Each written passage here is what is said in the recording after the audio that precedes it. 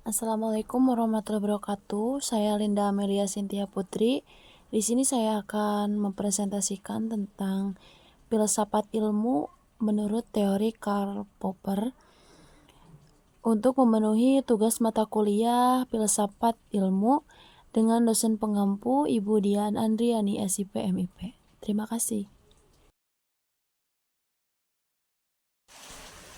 Siapakah Karl Popper itu? Karl Raimund Popper adalah seorang filsuf yang terlahir di Wina, Austria pada tahun 1902. Ayah dan ibunya merupakan seorang keturunan Yahudi, tetapi setelah menikah mereka dibaptis di gereja Protestan. Saat memasuki usia 17 tahun, Popper sempat menganut aliran politik komunisme. Beberapa waktu kemudian, Popper meninggalkan aliran politik tersebut sambil mengkritik para pengikutnya yang menerima ajaran tersebut dengan tidak kritis. Popper menempuh pendidikannya di Universitas Wina.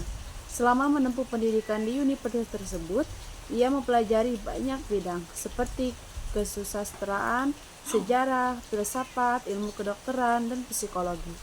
Tahun 1928, ia mendapat gelar doktor filsafat. Disusul beberapa tahun kemudian, pada tahun 1935 dan 1936, berturut-turut ia mengajar pada beberapa tempat di Inggris. Tahun 1937, berkat totalitarisme Hitler yang menjalar ke Austria, Popper meninggalkan Austria dan mencari pekerjaan ke luar negeri, yaitu sebuah universitas di Christchurch, Selandia Baru.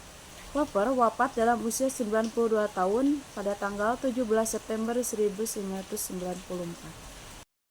Baik, untuk yang selanjutnya yaitu ada karya awal Karl Popper. Banyak karya awal Popper dalam filsafat sains berfokus pada apa yang disebutnya masalah demarkasi atau mengenai perbedaan teori ilmiah atau empiris dan teori non-ilmiah. Secara khusus, Popper bertujuan untuk menangani perbedaan logis atau metodologis antara disiplin ilmu seperti fisika dan disiplin non-ilmiah, serta pembuatan metafisika filosofis, psikoanalisis, Freudian, dan kritik sosial Marxis. Usulan Popper mengenai demarkasi dapat dilihat sebagai respons terhadap kriteria verifikasi demarkasi yang diajukan oleh empirisme logis seperti Kmart dan Schiller. Kemudian, menurut kriteria ini, suatu pernyataan bermakna secara kognitif jika dan hanya jika pada prinsipnya pernyataan tersebut dapat diverifikasi. Kriteria ini dimaksudkan untuk antara lain menangkap gagasan bahwa klaim ilmu empiris bermakna dengan cara yang tidak dimiliki klaim metafisika filosofis tradisional. Lalu, untuk selanjutnya yaitu ada teori falsifikasi menurut Karl Raimund Popper. Falsifikasi merupakan cara pandang terhadap sesuatu berdasarkan dari sisi kesalahan. Jika memandang suatu teori tersebut salah, maka berbagai upaya yang dilakukan untuk membuktikan teori tersebut memang salah, hingga akan dibuatkan teori baru untuk menggantikannya. Popper telah membuktikan falsifikasi atau sebuah teori untuk membuktikan kesalahan suatu hal atau kejadian. Hal ini bertolak belakang dengan konsep verifikasi. Pembuktian kebenaran sebuah teori jika tidak pernah terbukti salah, maka ia akan mengalami penguatan atau koroborasi, namun akan tetap dapat dijatuhkan jika terdapat satu perbedaan data yang dapat menjatuhkan teori tersebut. Lalu, Popper juga memandang ilmu dari dua hal, yaitu dari kriteria pemisah antara ilmu dan metafisika, dan deskripsi tentang hakikat metodologi ilmiah. Hal pertama berhubungan dengan isu status ilmu dalam spektrum luas dari pengetahuan, khususnya dalam memandang ilmu sosial. Unsur kedua berkaitan dengan isu tentang hakikat ilmu dan bagaimana kemajuan ilmu. Popper memandang metode ilmiah sebagai sebuah rancangan dari teori-teori maupun praduga atau conjectures dan penolakan-penolakan atau refutation teori-teori tersebut. Konsep plausibility yang dihadirkan Popper merupakan suatu cara untuk membedakan teori ilmiah asli atau genuine scientific theories dari teori ilmiah semu atau pseudoscience. Rasionalisme kritis atau critical rationalism merupakan istilah yang dipakai Popper untuk mendeskripsikan filsafat ini. Lalu, bagaimana sih prinsip falsifikasi sebagai metode berfilsafat ilmu pengetahuan atau philosophy of science?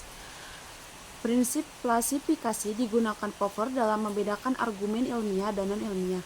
Prinsip itu sendiri muncul dalam teori epistemologi yang dikembangkan dalam filsafat ilmu pengetahuan atau philosophy of science. Oleh karena itu, penjelasan tentang klasifikasi ini dimulai dari sumber-sumber pengetahuan berkembang ke permasalahan induksi dan demarkasi.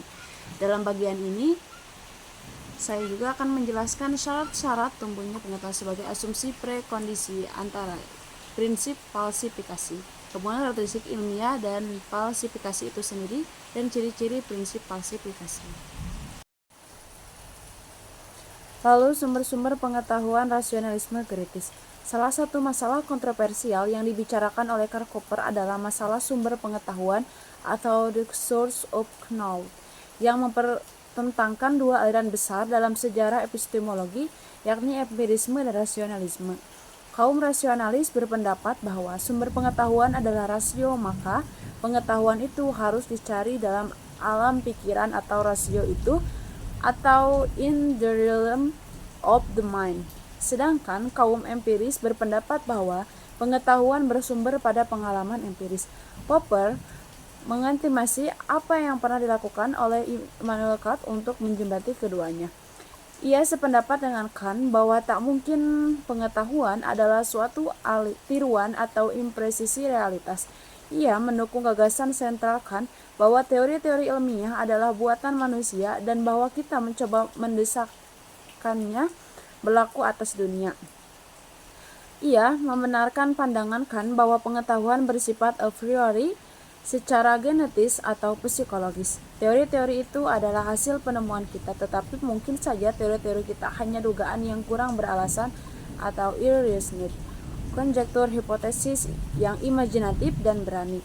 Dalam pada itu, kita dapat menemukan bahwa kita jatuh dalam sikap dogmatis untuk berpegang teguh pada teori-teori itu.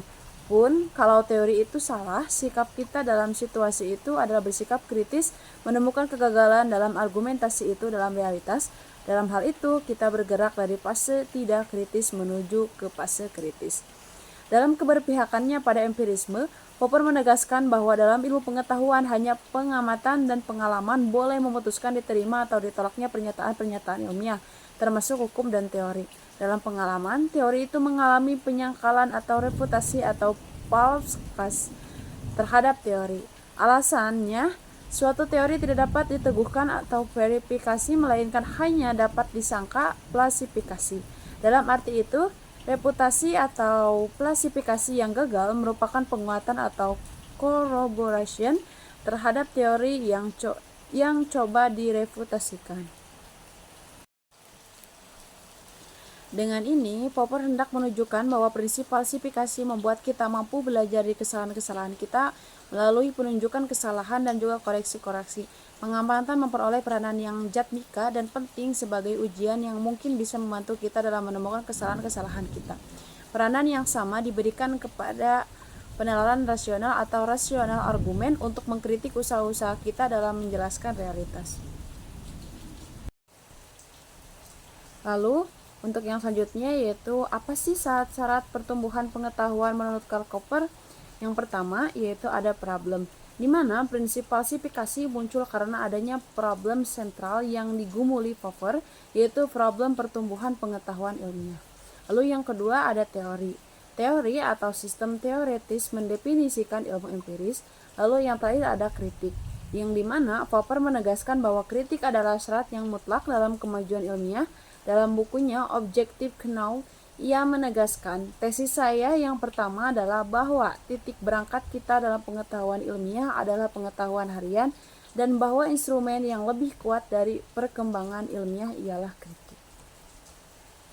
Baik, untuk yang terakhir yaitu kesimpulan, yang dimana berdasarkan beberapa pernyataan pemikiran Popper mengenai teori falsifikasi baik dalam kajian umum maupun keislaman, kita dapat menyimpulkan bahwa dan dapat menarik benang merah dari pemikiran Popper dalam teori ini adalah untuk memastikan keberadaan dan kebenaran sebuah teori berdasarkan koreksi atau penyangkalan terhadap teori tersebut.